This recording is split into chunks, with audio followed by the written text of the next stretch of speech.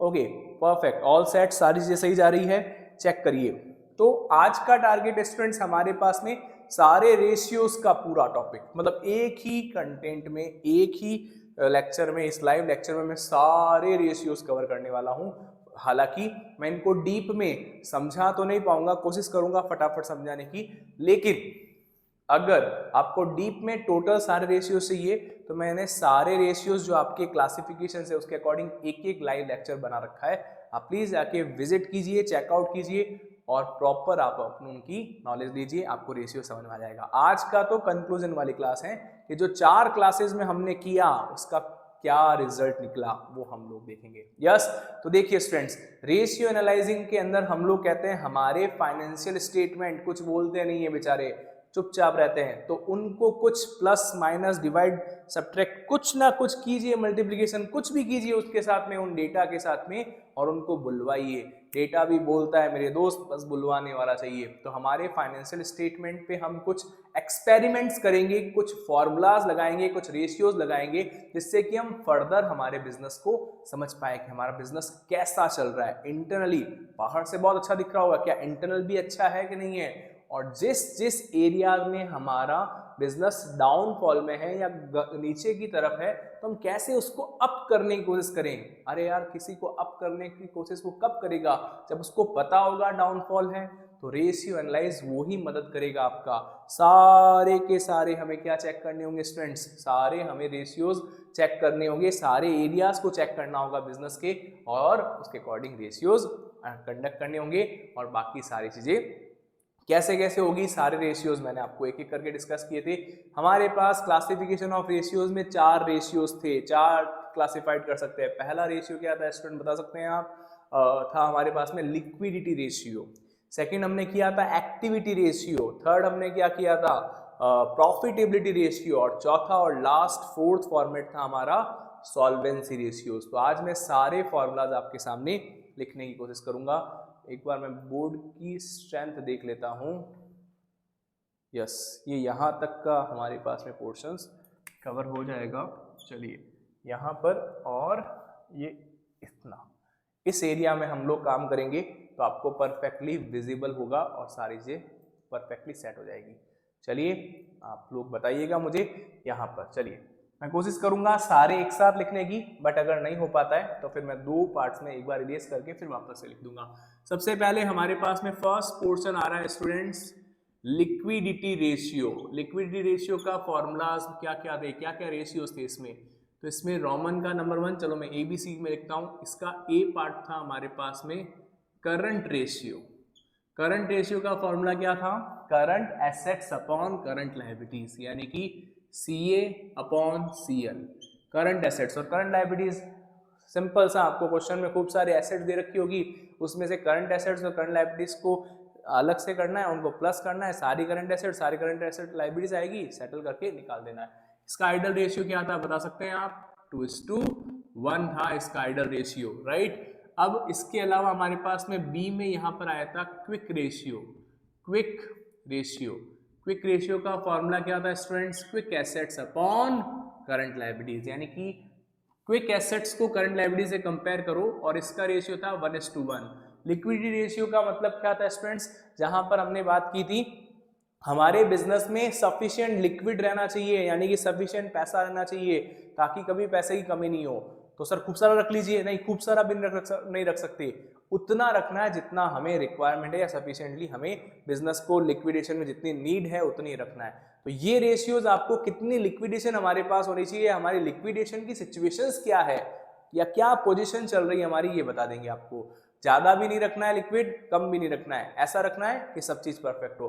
तो current ratio और liquid ratio उसमें मदद करेंगे, सॉरी क्विक रेशियो आपको उसमें मदद करेंगे। अब इसके अंदर एक नोट लिख के लिखते हैं, चलिए अपन। नोट में हमारे पास में आया था क्विक रेशियो, क्विक एसेट्स का फॉर्मूला क्या था स्टूडेंट्स, याद है क्या?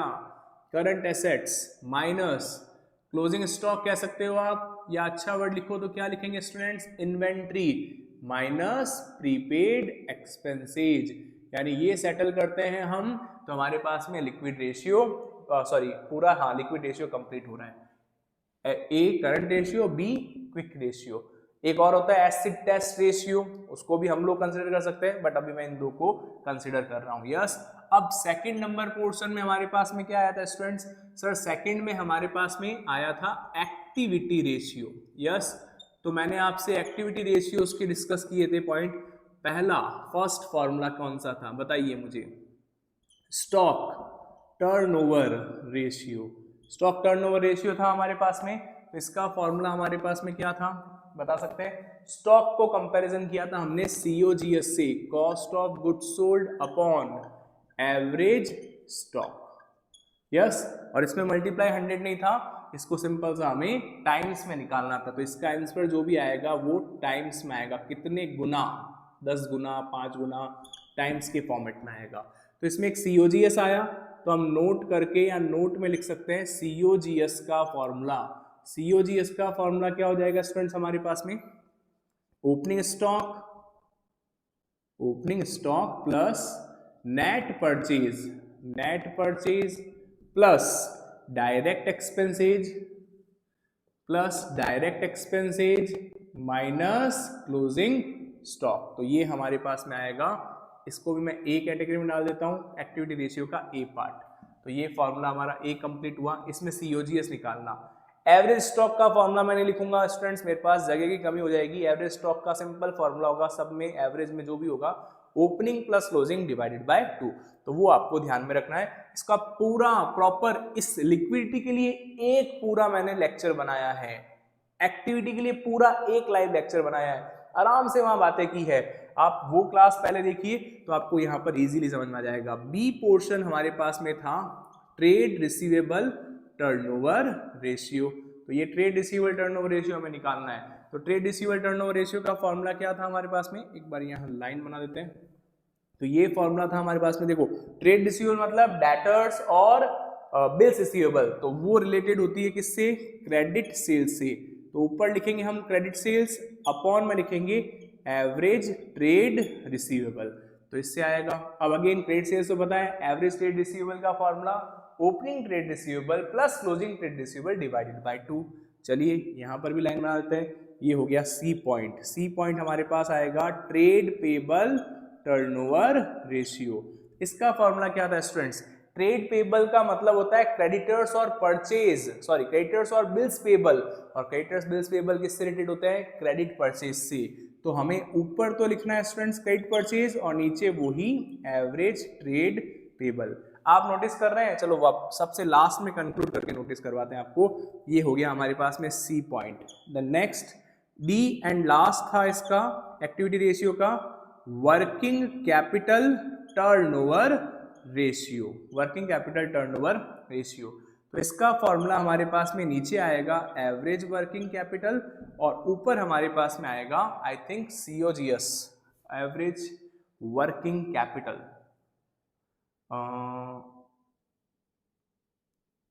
बिल्कुल, एक बार चेक करते हैं इसका। थोड़ा सा मैं स्किप कर गया हूँ, ये वाला फॉर्मूला चेक कर लेते हैं, आपको गलत नहीं बताना होगा, स्किप हुआ है मेरे माइंड से।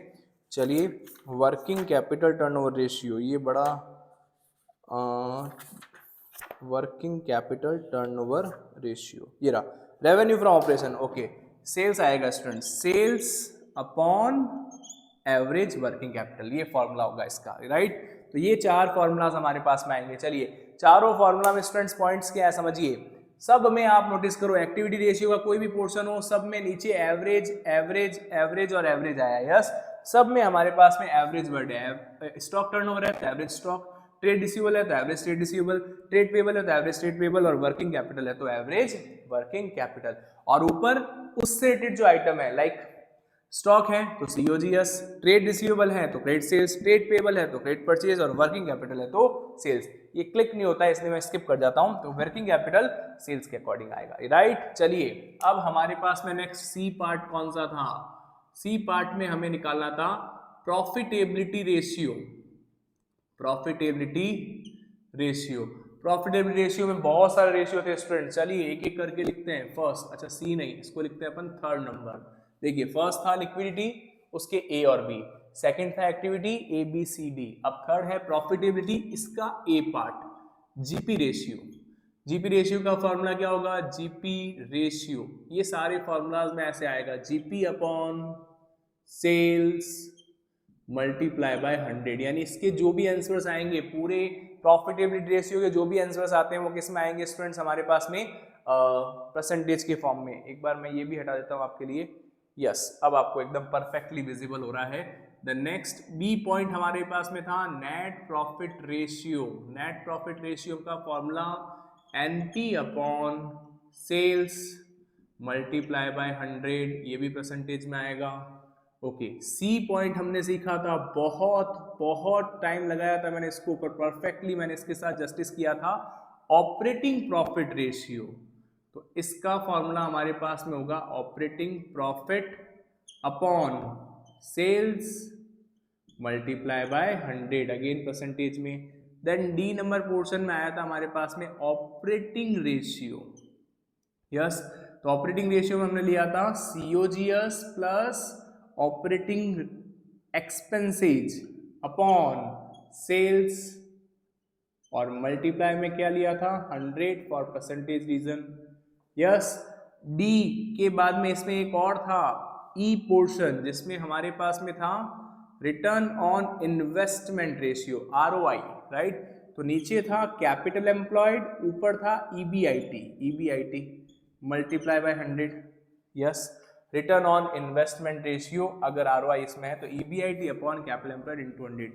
इन फॉर्मूलाज को लर्न करने का शॉर्टकट तरीका क्या होगा स्टूडेंट्स, अगेन मैं शॉर्टकट सब बता रहा हूं क्योंकि देखिए एग्जाम में हमें हमारा समय पर पेपर भी तो कंप्लीट करना है, तो हमें सारे फॉर्मूलाज माइंड में भी रहने चाहिए, तो इसके शॉर्टकट्स भी हमें पता होने चाहिए। बट जिसको कॉन्सेप्चुअली पता है वो अगर शॉर्टकट मान लो आप याद रख के गए और स्किप हो गया तो आप अपने कॉन्सेप्ट से उस चीज को सही कर लेंगे। तो पहले कॉन्सेप्चुअली पढ़िए, then after exam point of view से उसको शॉर्ट फॉर्म में माइंड में भी रखिए। तो इसका शॉर्ट फॉर्म क्या होगा इन सारे एक्टिविटीज रेशियो का, सब में देखो सेल्स है, ऑलमोस्ट चारों फॉर्मूलाज में नीचे सेल्स है और ऊपर जो फॉर्मूला है उसी का पार्ट है GP, NP, operating profit, operating ratio और ये ऑपरेटिंग एक्सपेंसेस। इसको मैंने बताया भी था आपको उस लेक्चर में, ऑपरेटिंग एक्सपेंसेस रेशियो बोलो इसको, मन में सोचो तो आपको याद आएगा, ऊपर operating expenses upon sales into 100। तो इस तरीके से हम ये सारे फॉर्मूलाज भी लिख सकते हैं। लास्ट पोर्शन स्टूडेंट्स हमारा जो कि होगा फोर्थ नंबर में आएगा हमारे पास में solvency ratio, right, solvency ratio.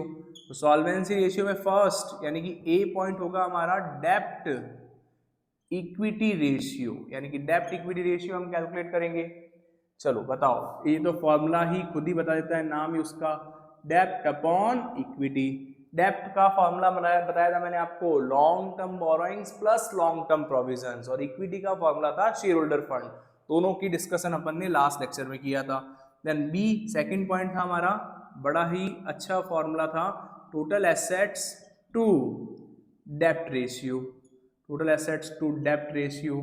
तो ये भी फॉर्मूला बता रहा है, ये नंबर फॉर्मूला का नेम ही बता रहा है उसका फॉर्मूला। तो ऊपर रखना है हमें टोटल एसेट्स, अपॉन में रखना है क्या डेब्ट, मल्टीप्लाई में रखना है, सॉरी मल्टीप्लाई 100 नहीं होगा यहाँ पर, रेशियो वाइज आएगा। ओके, सी पोर्शन, सी में आएगा हमारे पास में, यस बहुत प्यारा फॉर्मूला, प्रोप्राइटरी रेशियो।